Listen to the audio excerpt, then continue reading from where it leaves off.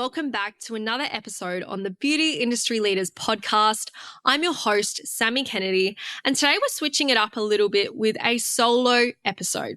Before I dive into today's topic, I do want to take a moment and say thank you so much for all of your support. If you've subscribed to the show, if you've taken the time out of your day to send me a message about how you've been finding it, or you've screenshotted your favorite episode and put it on your stories, tagging both myself and the guests. All of these things have really helped with the growth of the show in such a short period of time. And I'm really excited to announce that at the time of recording this, we have already hit 750 downloads. So thank you for being a part of the Beauty Industry Leaders community, and I look forward to continue providing you with more valuable information, business strategy, and having some really epic conversations with the guests I have on the podcast. So what are we talking about today? Well, it's become really apparent to me and my clients and most people in the industry that owning a hairdressing or beauty salon in 2024 is hard.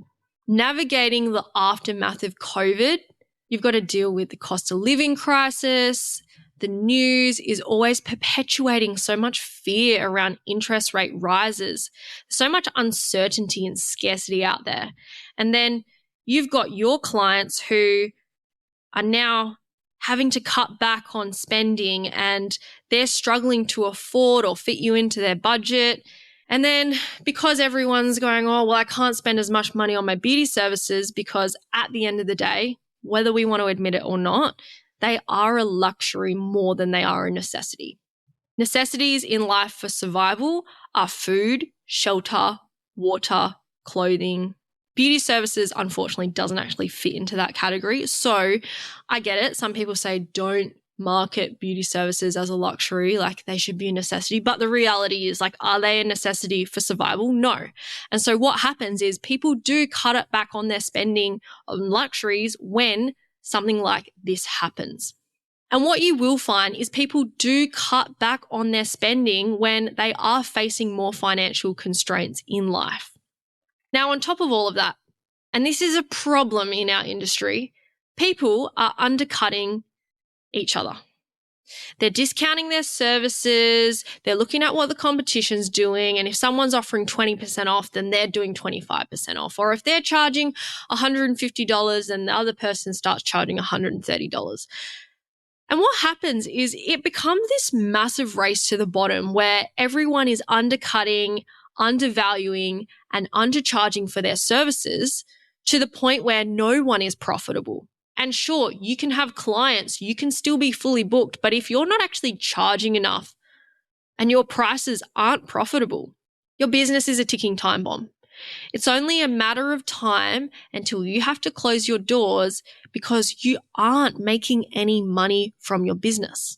In this episode, I do want to dive deep into the current landscape of the industry, what some of the contributing factors have been, how this is having a greater impact on the industry as a whole. And then if you stick around till the end, I'm going to walk through the strategy I teach to my clients on how to set profitable prices in their salon. Because the reality is, if you aren't making profit in your business, then right now you should be working for someone else, because not paying yourself or running at a loss is a really tough decision. You don't want to go bankrupt. You don't want to go broke. You would rather be able to survive and have rent paid and food, clothing, shelter, all those basic human necessities. You want access to those. And if you're not paying yourself, no, you're not going to die.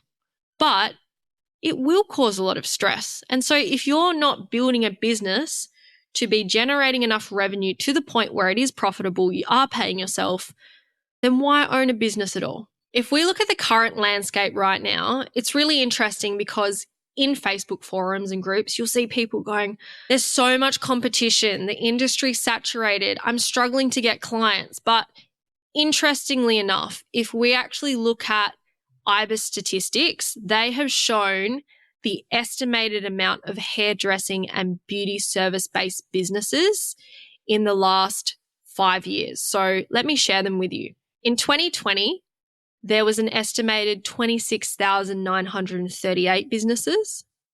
In 2021, that number grew to 30,232.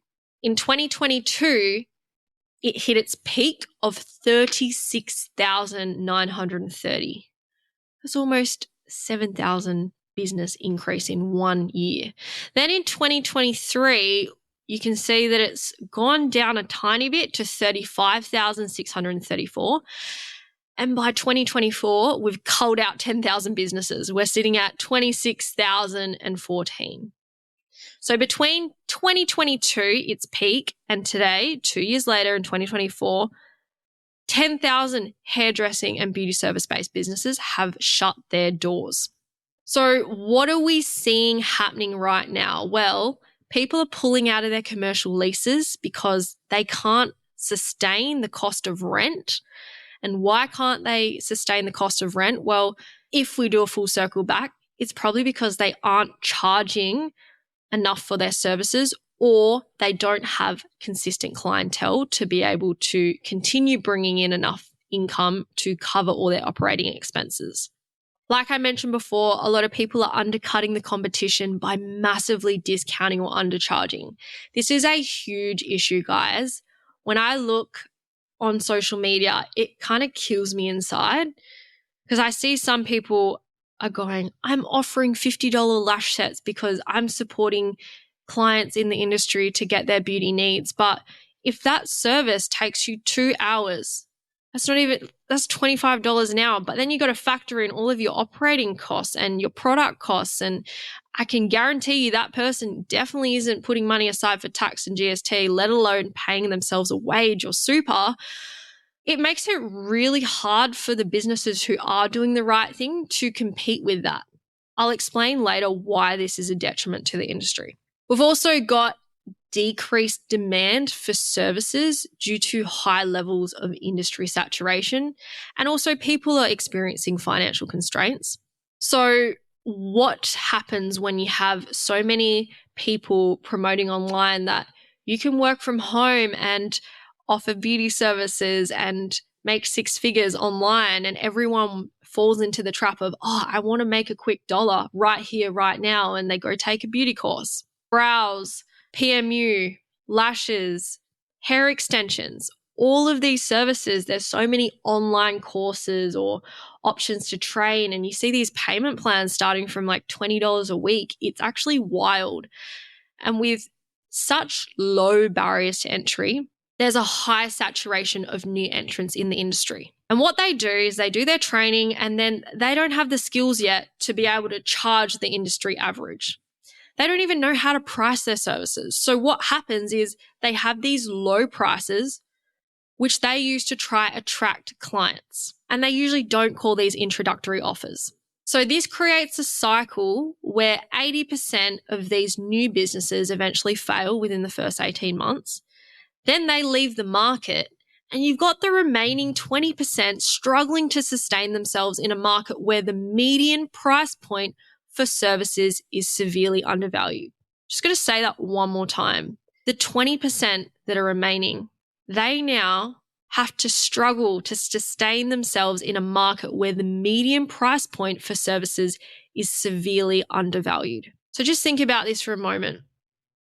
There's a massive influx of people coming in, dirt cheap prices, get some clients, realize it's not that easy, they leave, and the people who are trying to do the right thing, are trying to build a name for themselves, they've got to now explain or justify why they charge a higher amount. It's not financially sustainable for a business to charge $40 to $60 for nails, especially given the fact that it probably takes at least 2 hours. It's not financially sustainable for someone to charge $150 or $200 to do a full head of foils, especially when a client might be sitting there for 4 to 6 hours in salon. Because here's the thing, your costs aren't just the amount you charge, take the products.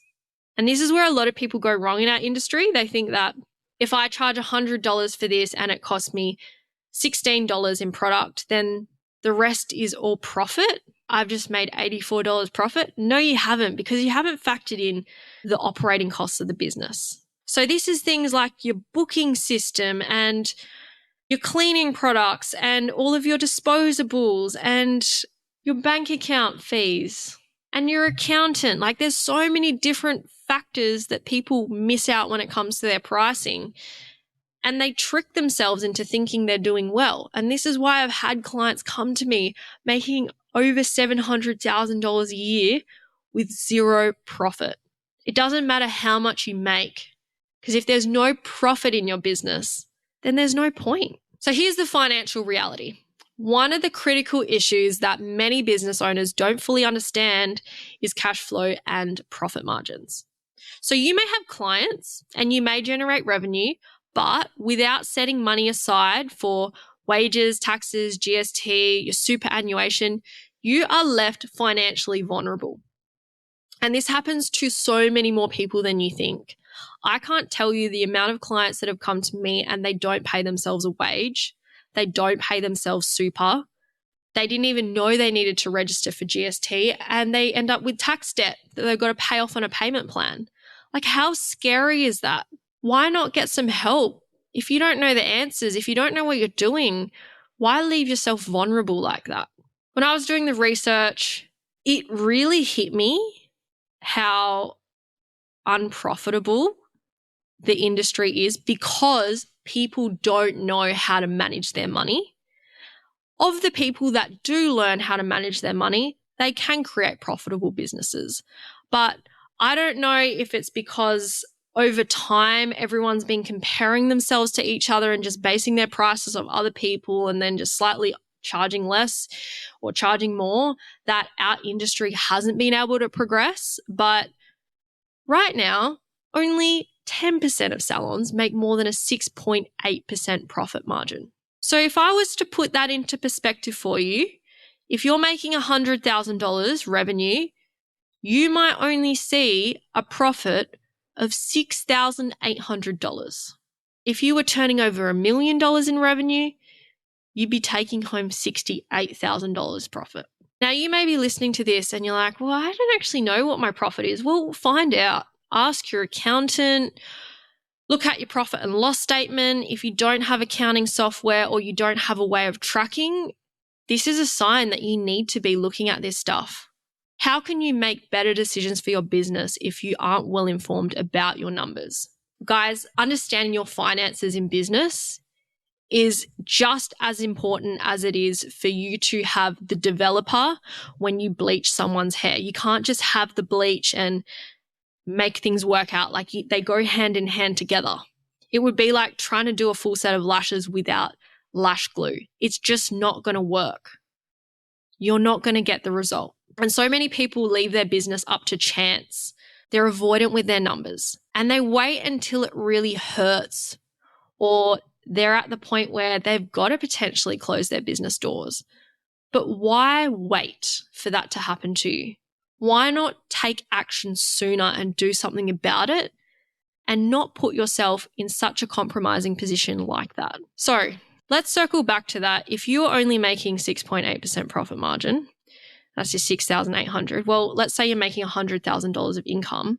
If you're a sole trader, you would be sitting in the tax-free threshold because $6,800 is under $18,200. So you wouldn't owe tax. And some people go, oh, I didn't have to pay any tax. That's not a good thing because as a sole trader, your profit is your taxable income. And if your taxable income is $6,800, how are you meant to live off that in today's economy? If you want to have a house, if you want to have kids, that $6,800 a year in profit isn't going to look good.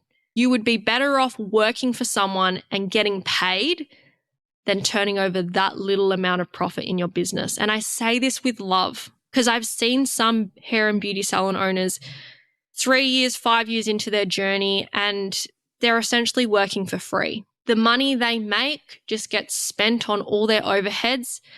They have no super set aside. They haven't paid themselves a wage that entire time. And then they feel defeated. And I guess the question I start to ask people is like, they go, oh, well, I can't afford to get help, or I don't have the money. And I'm like, how can you afford not to? The reason that you're in this situation is the exact same reason why you need to change something. So Another thing that we see is the discrepancy in overheads between home salons and commercial spaces, which does further complicate the picture. Those operating from home might manage lower costs, but this can also lead to unhealthy competition with commercial spaces that have significantly higher expenses. Now, at the same time, you could also argue the fact that mortgages and rent have significantly gone up, which does impact home salons. However, if you're operating out of a commercial space, you're practically paying double those costs. You've got to pay for your mortgage or rent at home, and then you've also got to pay for the loan you got out for the space at the salon or paying rent. So that's double. Now, businesses in our industry, they are trying as hard as they can to be conservative, but it's really tough because everything has gone up. And here's the thing, you can't actually afford to charge out the same prices that you did pre-COVID when your rent's gone up, the cost of supplies has gone up, your utilities would have gone up, software subscriptions have gone up. And if you've barely got any profits left to pay yourself properly or reinvest back into the business, how are you meant to grow? You won't be able to sustain your business long term. And this is exactly why 10,000 businesses have closed their doors in the last 2 years. So what does the broader impact of this have on the industry as a whole? People undercutting, people undervaluing the services, there being no profit. This leads to an erosion of standards and professionalism in our industry. When businesses cut costs, it often leads to them having lower quality products and services. So there's a noticeable lack of investment in professional development, whether it's upskilling, training or coaching, and this further diminishes the perceived value of our industry's skills and efforts. So if you're not charging enough to make profit and then being able to reinvest in higher quality products, to reinvest in upskilling or training of some sort to continue growing your knowledge and skill set in the industry, that actually has an impact on how people start to perceive and value you, whether you realize it or not. Beauty isn't seen as something that's prestigious anymore. People expect it to be a standard thing that they should have access to. And when they look at these people who have gone through years of training to get the skills they have, they're not even valuing that because people can just go out, take one course, and then that's it.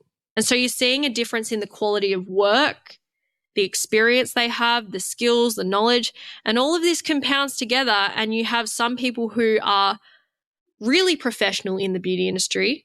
And then you've got other people who are just treating their business like a side hustle or a fancy hobby. When prices are consistently low, customers begin to expect this is the norm.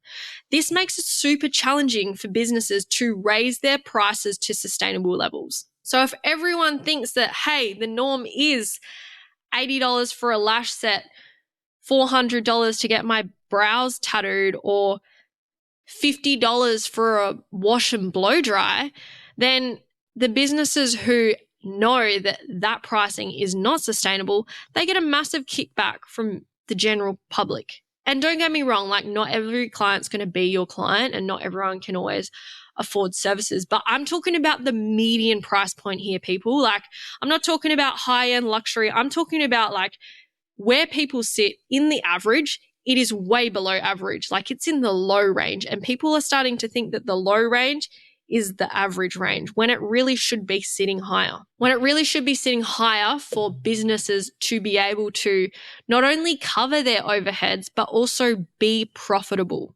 So this can lead to an unsustainable business model where covering basic costs becomes impossible, and it ultimately results in more business closures.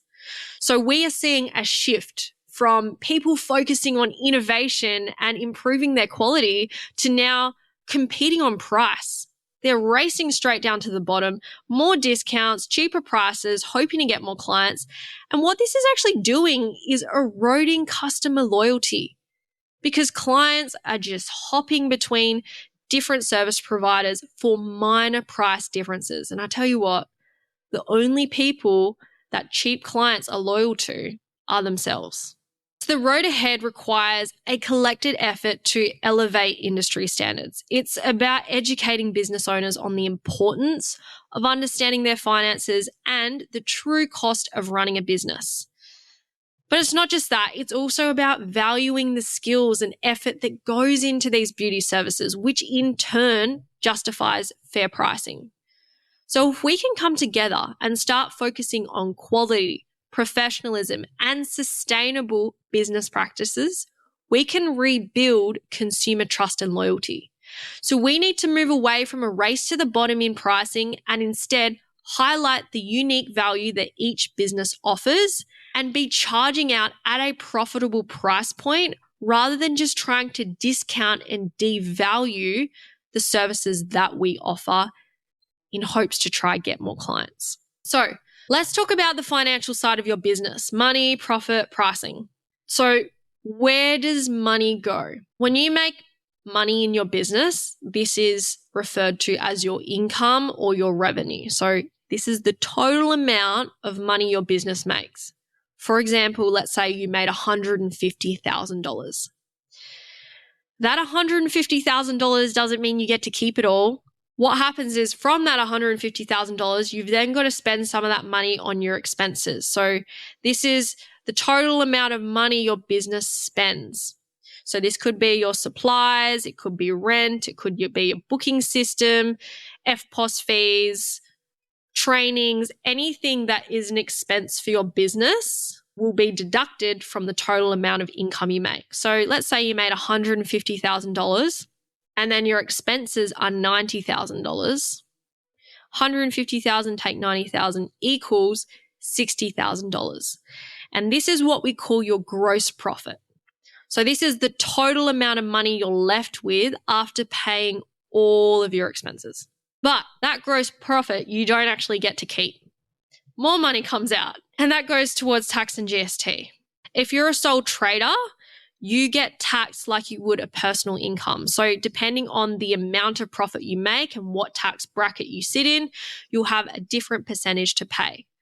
If you are a company structure, you will just pay a 25% flat rate for your tax. Now, if you make over $75,000 a year in income, whatever you make in your income, you'll also have to pay 10% of that to GST. So from your income, you'll have your expenses deducted, and then tax and GST will also get taken away.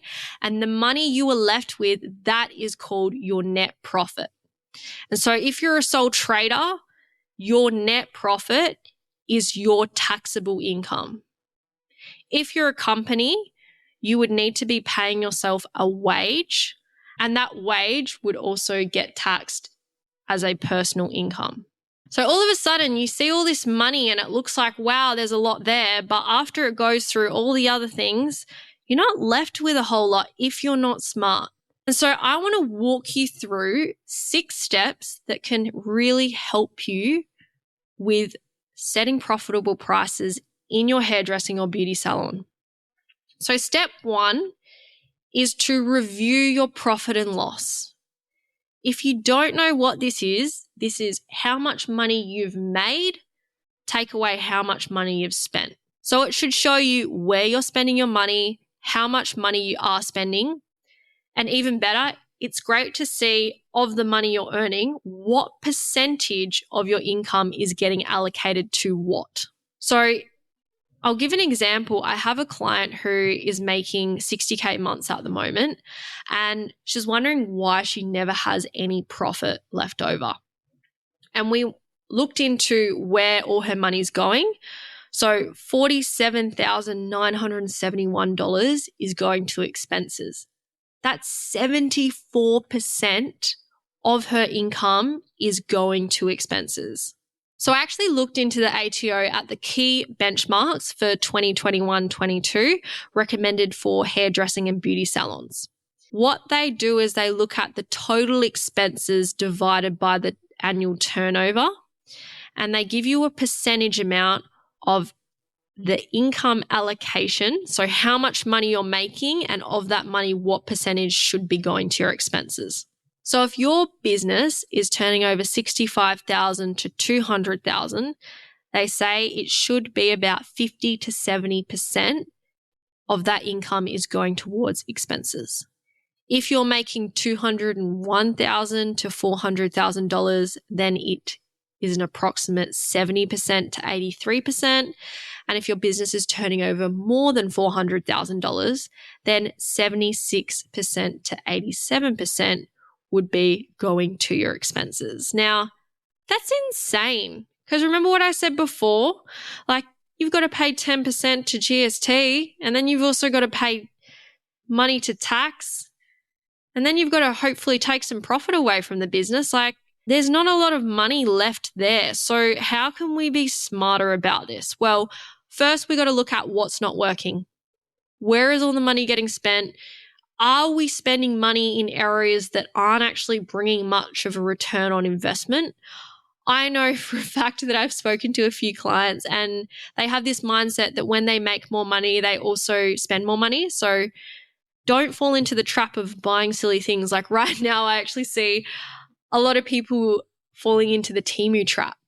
Like, what's with people just buying all this junk off Temu? The amount of money you waste on these impulse purchases. If you want to improve your financial situation, you got to look at where you're spending your money. If you feel like you're time poor and you're always burnt out and stressed out, you need to track where you're spending your time. What you focus your time and attention and energy into, you'll start to realize how you can make improvements, what needs to change. And if you actually track it, you can see if you're getting better or you're getting worse. But if you have no way of tracking it, if you have no idea what you're doing and you just kind of leave it up to chance, then you've only got yourself to blame when you get into a tough situation. And the good thing about this is if you are aware that things are getting harder or, income's not as high or something, you can create a plan, you can make better decisions. But if you have no idea, you're never going to know. We also want to know, like, how profitable is your business? Like, currently, are you making a profit? Are you running at a loss? What does that look like for you? And then more importantly, what tax bracket are you sitting in? Are you ensuring that you're setting aside money for your tax and your GST? So when it comes to tax time or you need to lodge your BAS, you're not up shit creek wondering, what the hell, where am I going to get this money from? So step 1, reviewing your profit and loss, realizing where you're at, where we can make improvements. And then we head into step 2, which is working out your break-even costs. So there's different types of expenses in business. You've got fixed expenses, which are the ones that stay the same from week to week or month to month. So for example, I pay for Xero and that's $70 a month now. So I know every single month that $70 is going to come out of my bank account for Xero. With your variable expenses, these may be things that change or you may have only come out once every now and again. So variable expenses, I always like to add all of them up over a 12-year period or a 6-month period and then divide by the amount of months I've added up, and that will give me an average. So if you've got 12 months of variable expenses, add up how much you spent over the 12 months and then divide by 12, and that will give you an average. Like I was saying before, you need to know which tax bracket you're sitting in. So you're able to factor that into your pricing structure, your costs, all of those things. Then you've got to register for GST, and that is 10% of whatever you make will go towards goods and services tax. So you need to actively be looking at how much you're making each week and setting aside this money in a separate bank account that you're not going to touch, that you're not tempted to pull money out of, so that when tax time comes around, you're prepared. In your break-even costs, you also want to be factoring in your wages. So if you haven't been paying yourself and you just kind of transfer money out here and there, it may seem like it's fine at the start, but the reality is what happens when you want to start your own family or purchase a property and you have nothing to show for it? You want to actually start factoring in paying yourself a wage into your prices. Because if you're not paying yourself a wage, what's the point? And if you've jumped from a part-time or a full-time job into running your business full-time, you would want to make sure that you plan ahead so that your wage that you're pulling from the business can sustain what you were making at your previous job. Otherwise, there's not really much point.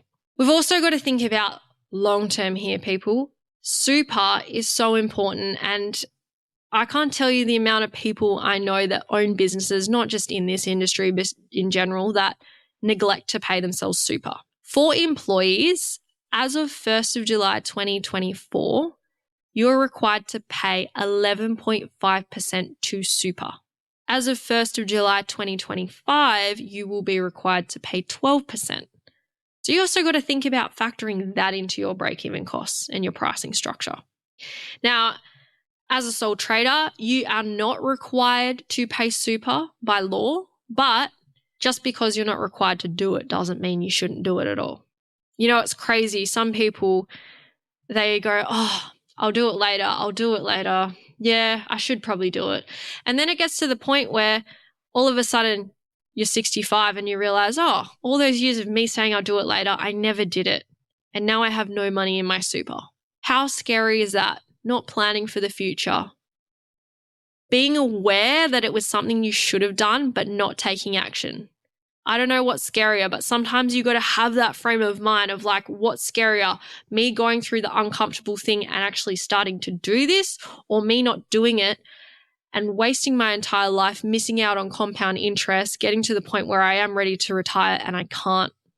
So what we do is we calculate how much it costs per month for your business to run, which is called your break-even cost. So this is your fixed expenses plus your variable expenses plus tax plus GST plus what you're paying in wages plus what you're paying in super. And this will equal a figure. And then what you want to do is divide that number by how many hours you work per month. And then that will give you an hourly rate. And then even further, you want to divide that hourly rate by 4. And that will give you your break-even cost per 15 minutes. Now, I know that probably sounded like a lot of math, but I'm just walking you through the process, because if I kind of sat here and I just went, yep, this is how I'm going to help, and then I don't really give you any value, it would kind of be a waste of both our time here. So I'm sorry that this isn't visual. I know you're listening to this right now, but if you do book in for a one-on-one session with me, we go through all of this and you get access to my calculator where it actually shows you everything. So you can visualize in a pie chart exactly where all your income allocation is going. You can see how much your expenses are, how much needs to go to tax and GST.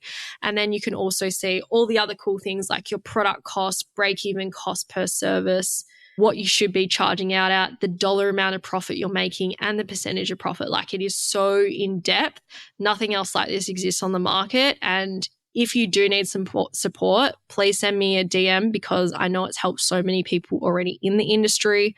But yeah, right now we're on a podcast, so this is the best I can do explaining it on audio.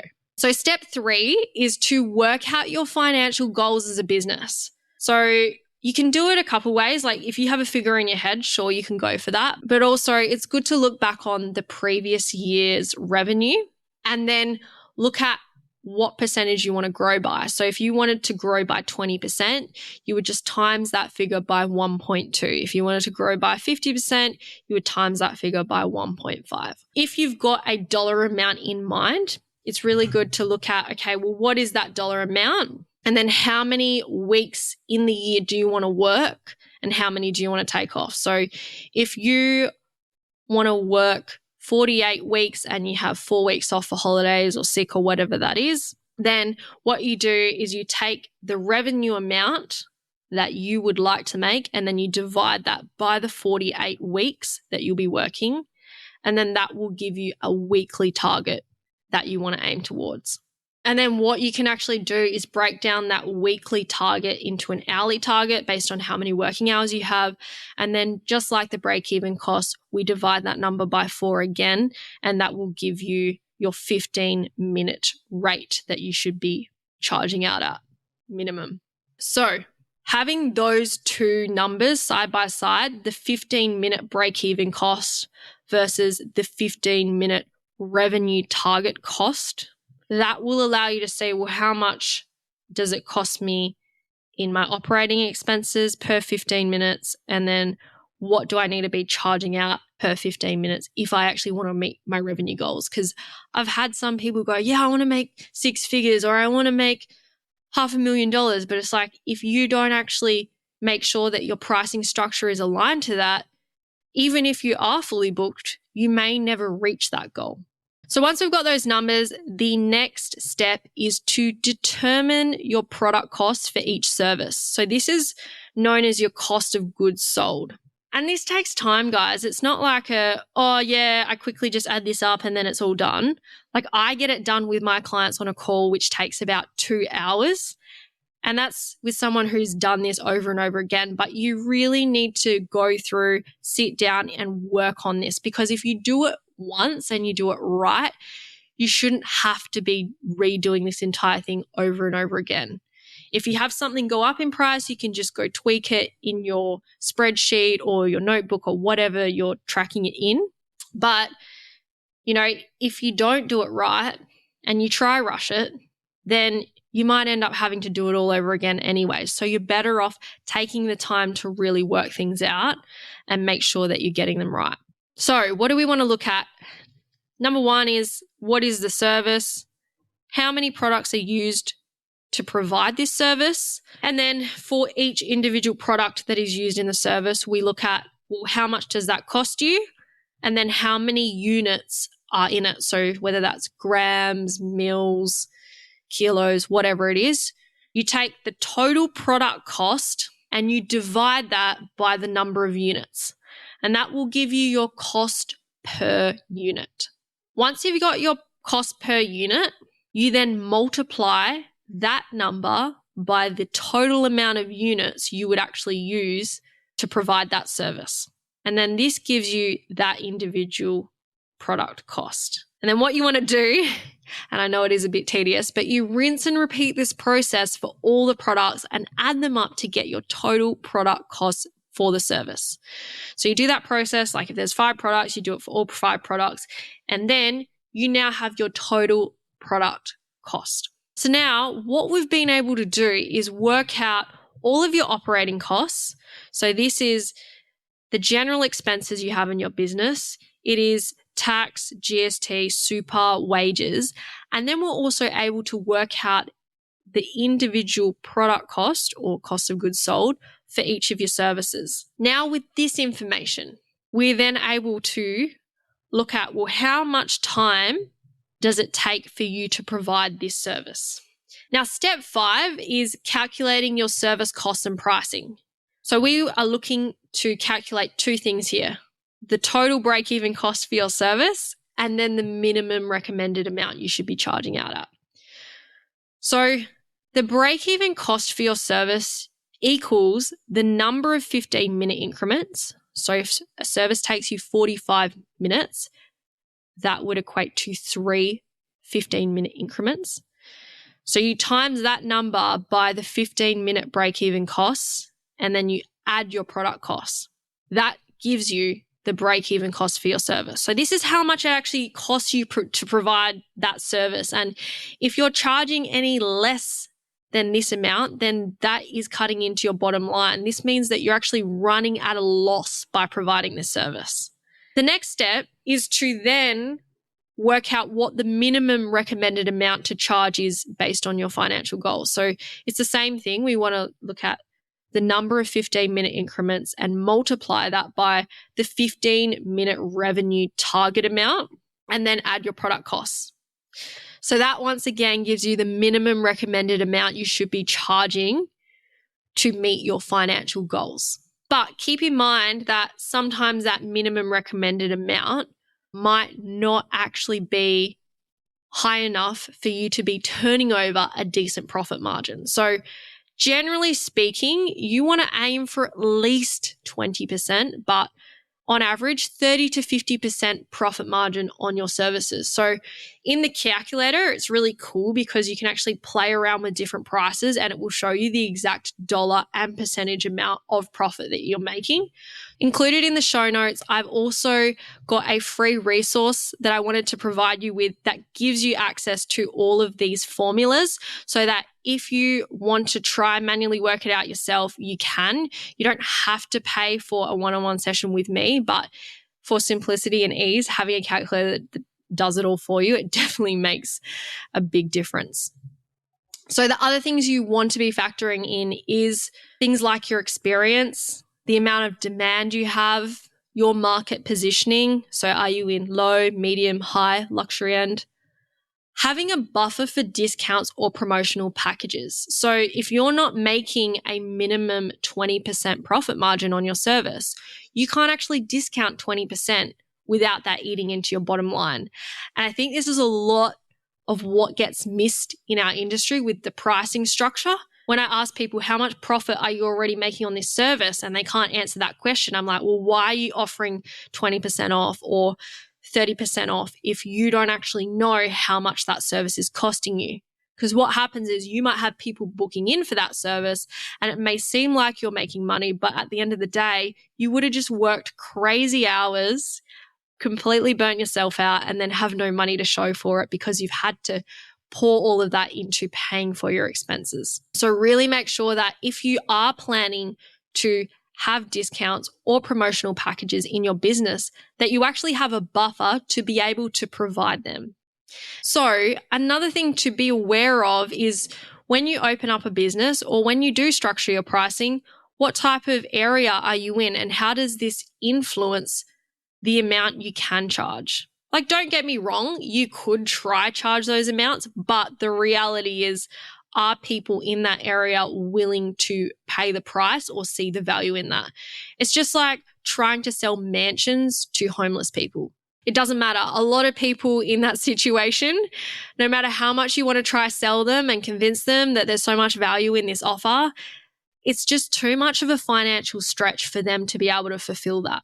So those are steps 1 to 5. Just to reiterate, we have reviewed your profit and loss. We've then worked out what your break-even costs are. We've done that from a monthly down to an hourly, down to a 15-minute amount. Then we've worked out your financial goals as a business, and we've worked that back to a 15-minute amount as well. And then we worked through all your product costs for each of the services, and then we've calculated your service costs and pricing.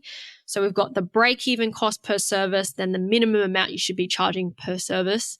That's giving you a recommended minimum amount, I should say.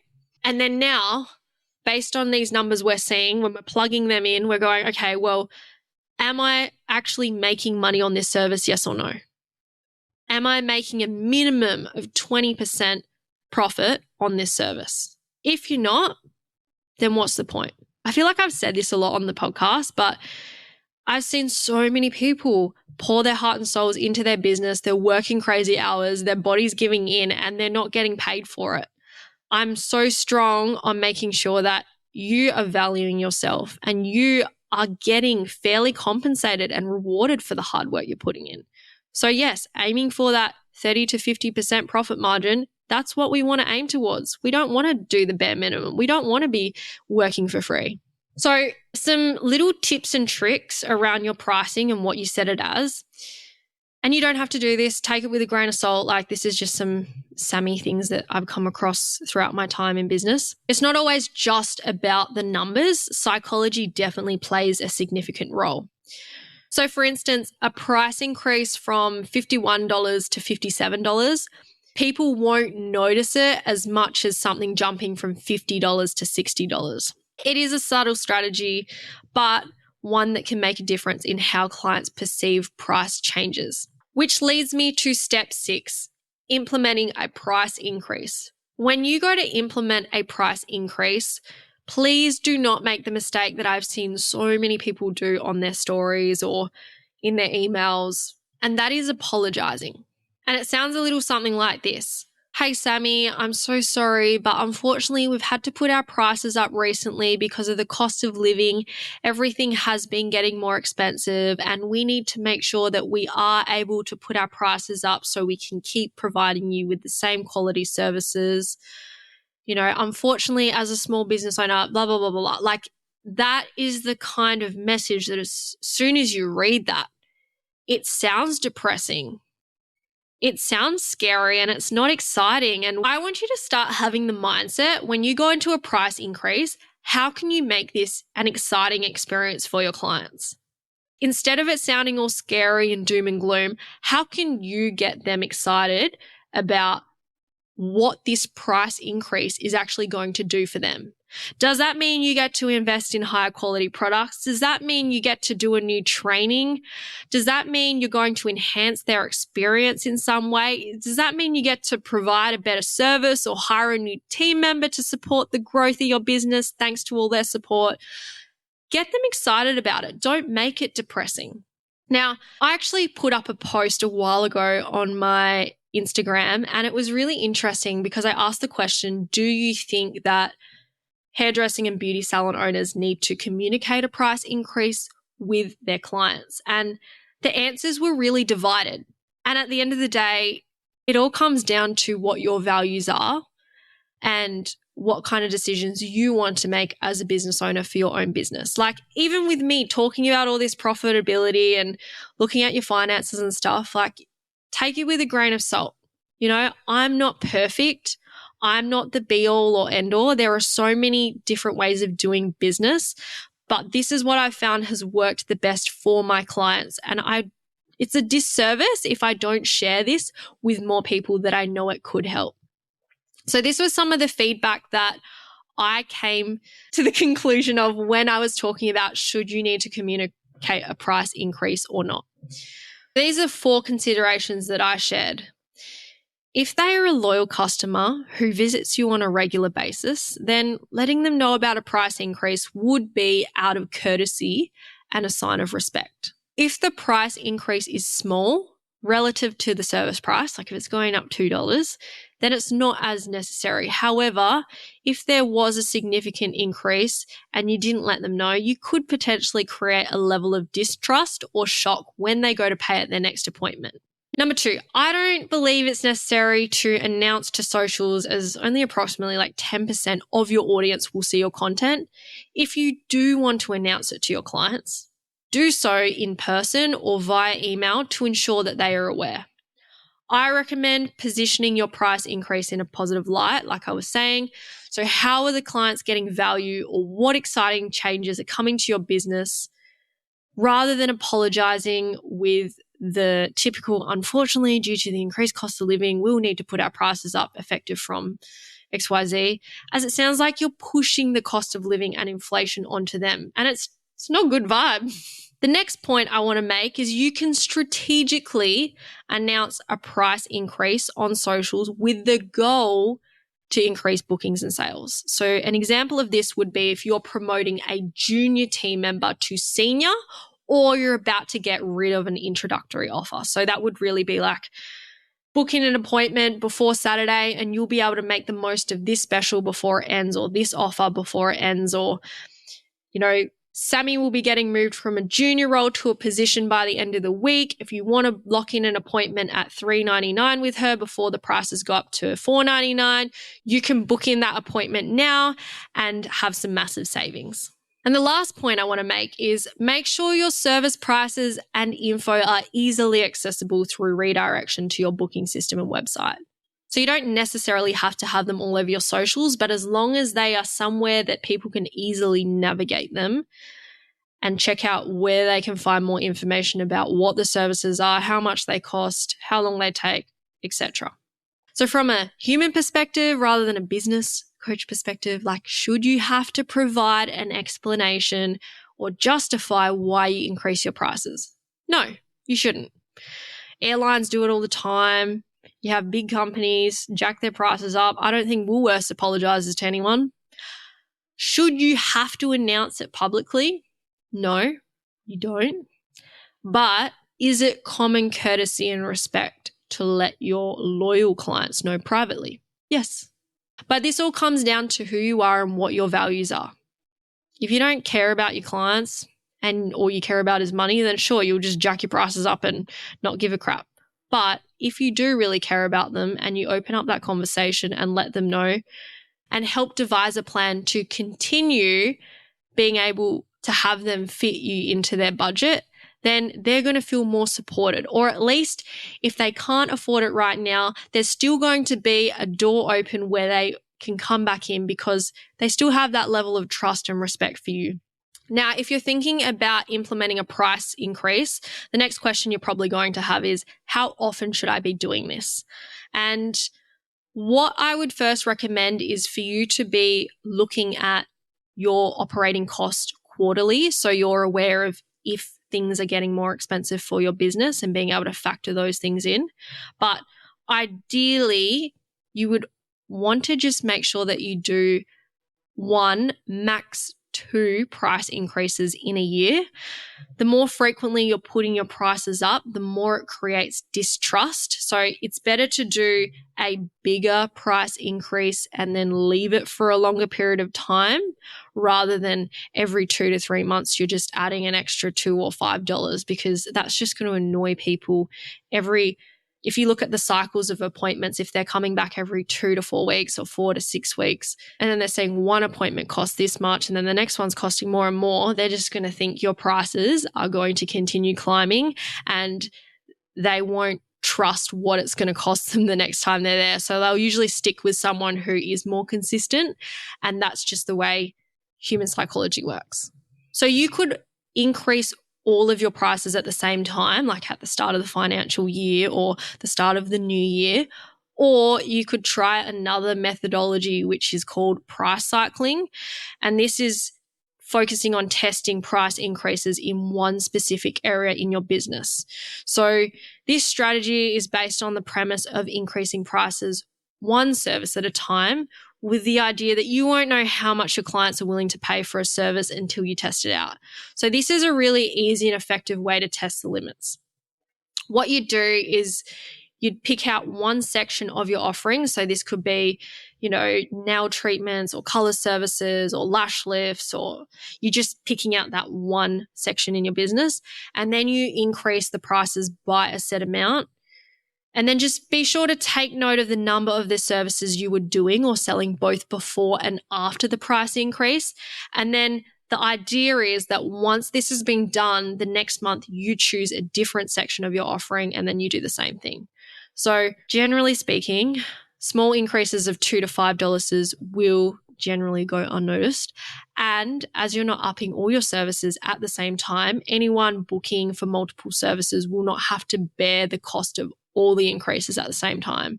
So, if someone's booking in for a facial and then they also get a lash lift and their brows done by you, and then all of a sudden all those prices got at the same time, it can be a big shock to the system. But if they know, okay, well, this month the brows have gone up and then the next month the facial goes up, it can kind of be easier for them to adjust over time. So I know I've just hit you with so much information and it can be a lot to unpack, but what I highly encourage you to do is listen to this episode a second time, take some notes, and like I was saying in the show notes, I do have a link for you to be able to download the free resource that gives you all of the calculations.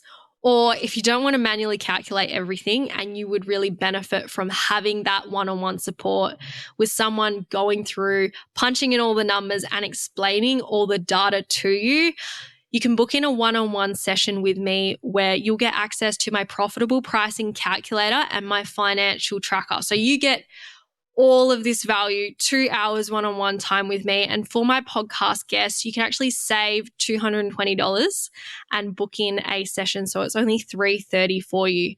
This will only be available for a week. So if you want to book in, find the link in the show notes. You'll be able to find a time that works for you. Block out those 2 hours. All you need to bring is your profit and loss, how long it takes you to provide your services, all the list of your services, and pretty much I'll do the rest for you. So if that's something that you are interested in, please go ahead and book that in. We can have an awesome time together figuring out how we can fix your salon's finances. Other than that, I hope you have an amazing rest of your week and that you have found some incredible value out of today's episode. If you've loved it, please screenshot it and share it to your stories and tag at Sammy Kennedy Coach and at Beauty Industry Leaders. And I hope you have an amazing week. I will see you next week for an episode on all things law and regulation in our industry. You're going to absolutely love this one. Audience exclusive.